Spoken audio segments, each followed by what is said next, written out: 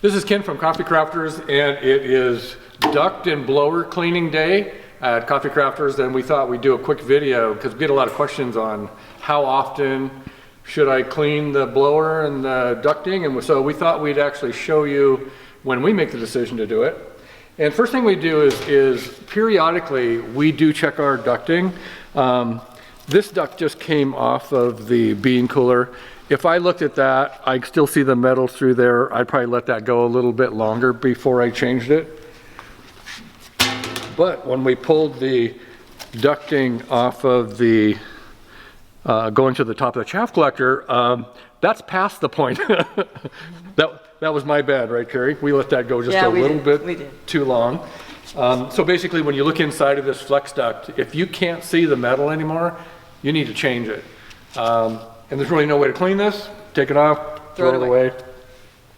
Now the ducting that we use for this, you can buy it from Coffee Crafters, but we're actually going to put a link on this video to the correct 4-inch flex duct that we order off of Amazon. That's actually where we get them now in bulk, and it's the correct kind that doesn't have the liner in it. So you don't just want to go to the home center and buy any of the aluminum flex off the shelf. Because if it has a plastic liner in there, it will become unbonded and plug up your system. Okay, and so Carrie's going to show you how we clean. So we basically took our exhaust blower out. We pulled the face plate off. And look at that. Yeah, so you can see that's got a lot of buildup on it. And you can actually clean this up pretty good. So Carrie's got a soft brush that she uses for this.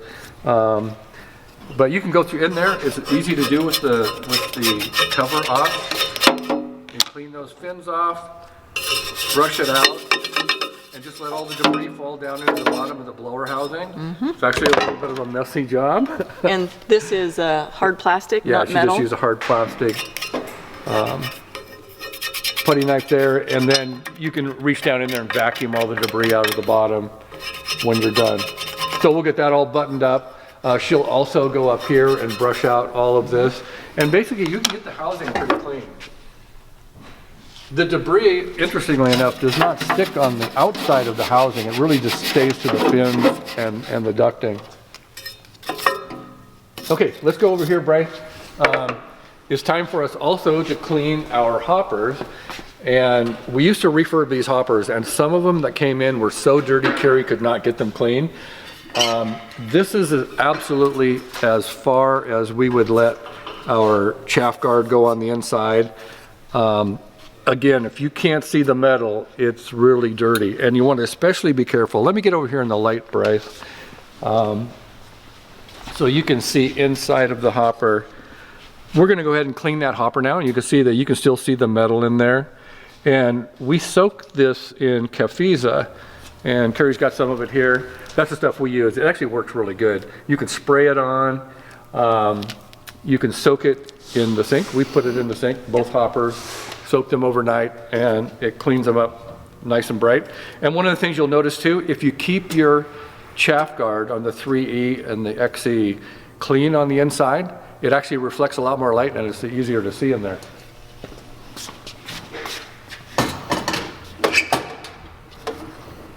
We would do the same thing on the XE and on the rigid ducting. So on the XE and the Artisan 9, Artisan 6, we really recommend using rigid ducting from the discharge of the exhaust blower to the outside.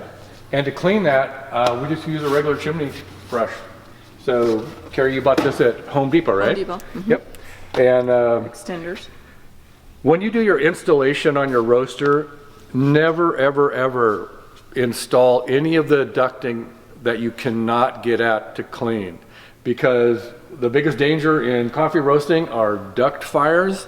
We've had several customers that have had fires. One local roaster I saw, and when we opened the chaff can, it was so dirty inside, there was buildup like this much, a couple inches. So if you look at the inside of our chaff canister, this is one of our original chaff canisters, so we got some discoloration there. But if you look down inside of there, Carrie keeps that actually fairly clean, and she scrapes it, same with the putty knife, right? Take the chaff bag out, vacuum it out, and Because what happens is the exhaust gas temperature is not enough to start a fire, but if you suck up a hot beam, and there's a lot of debris, that stuff's really flammable and it can catch on fire. So it's really important on the discharge side of the blowers, if you have rigid ducting on the larger roasters, make sure you can get in there to clean it out. That's one of the problems if people are trying to put it in an existing fireplace or something and vent out. That's really not a good installation, because if you install it like that, unless you can get at it through the roof for cleaning, it's really a fire hazard. So we're going to go ahead and finish up our cleaning job here, but we wanted to show you kind of when we decide to clean it and kind of the tools we use. Nothing glamorous about it. It's a little bit of elbow work. How often, people ask us all the time, how often should, they clean? When it's dirty. So the good place to check your flex duct on the back of the roasters is to pull it off the top of the chaff canister where it goes in, and that collects more debris than any other place in the roaster, and that would be the place to check it. So Bryce is going to put a link on the video to links to Amazon to purchase the flex duct that we get, and also to purchase the Cafiza that we use for cleaning the components. So that's it. If you have any questions about cleaning that we haven't covered, shoot us an email and we'll answer them for you. Thanks.